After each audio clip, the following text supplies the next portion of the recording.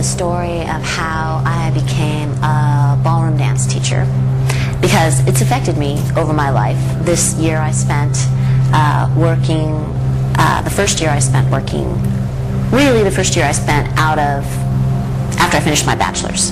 So I was young, I was like 24, and I moved to I can say it was around the Washington, D.C. area.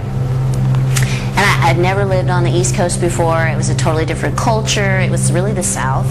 And so that sort of freaked me out. There were a lot of issues I didn't understand. People would start fights in bars, and I could never believe that. I was like, we all love each other in California, but I don't understand this place. Anyway, I couldn't find a job in art, and I didn't have any contacts. So I had been dancing as a modern dancer and ballet dancer and stuff in college. But I answered an ad in a newspaper to teach ballroom dancing. So I went to the studio, and it was a very old-fashioned studio, and it belonged to a chain, not a big chain, but a small chain. And so I said, I don't know how to dance ballroom dancing. They're like, we'll teach you. So they basically gave me just a week's worth of lessons, and then they immediately started putting students with me, and I was petrified. But it was all about not necessarily teaching someone to dance, okay? There were a lot of other things that you were selling, such as companionship. And there's a lot of lonely people in Washington, D.C., a lot of lonely men who don't touch women much. And, it was just basically one step above lap dancing, which is what I was doing. Because I didn't know how to dance much. And I learned, and so I would go to work every day, and dance teachers work late, so we'd have to be at work at 11, 12 in the morning, and have a dance lesson for an hour from the senior teachers, and then have a sales lesson, learn exactly how to talk, what to say, to get people to buy lessons from us. And then I'd start teaching, and I would teach. You'd teach until 10 o'clock at night. And then afterwards, you'd go out and, with the other dance teachers, and you'd go dancing at night and practice what you learned. And so it was a real tight-knit group of people, and the woman who ran the dance studio she was sort of like a madame. She took care of us. She paid us like shit, which was terrible because people at that time were paying probably $75 a dance with us, and we were making almost minimum wage.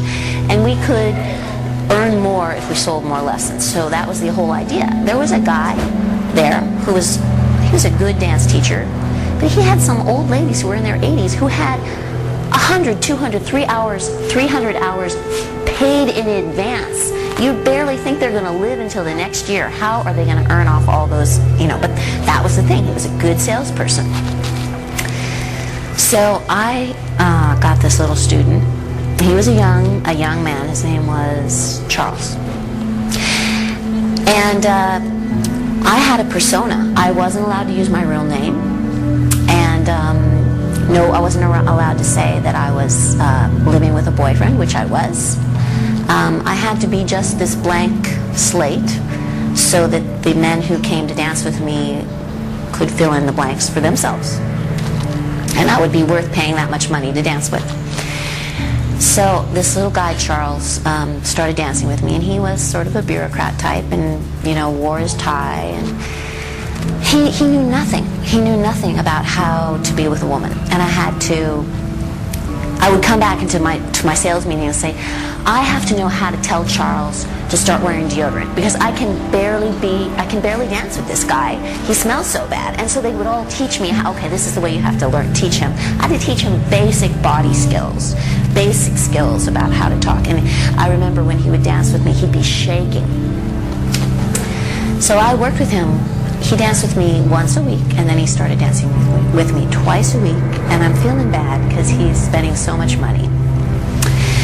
And finally, at the end of this year, there was a cruise that came up, and everyone was supposed to pick one student to try to sell the cruise to. And the students are not only going to pay for their own way, but they're going to pay for their dance teacher's way. So this is a lot of money. So I asked Charles to take me, and he did. And And I just remember feeling so bad. And it was basically, I was a companion for him. And he never was inappropriate with me at all, and sometimes other men would be. In fact, I think I got some proposals of marriage, you know, and I don't know how serious they were, but... So anyway, I went on this cruise with Charles, and on the cruise, I fell in love with someone else. And it was just such a surreal thing. And I remember being very upset with the whole situation and realizing I'm living a total lie. These people don't even know my real name. They don't know I'm living with someone at home. And then I just fell in love with someone else. And I totally bought me this necklace that I still remember and I still have. And he was the one, after spending all this money on me, that got me through this sort of trauma. And in the end, what happened is I went back to D.C. and I said, finally, I can't do this anymore. This is like living a lie. I feel like I'm almost like a mistress to 25 men. I cannot keep doing this. And I had a car accident, and I left my boyfriend in D.C. and I remember the dance team, the woman who ran the dance studio, she said, oh honey, you can move in with me. I'll take care of you. You can use my car. I mean, she really was so invested that I stay. And I finally just said, I can't do it. And I told a few students that I was leaving, and I just disappeared. I didn't even take my last paycheck. And I came back to the West Coast. So that was my year of being a dance teacher.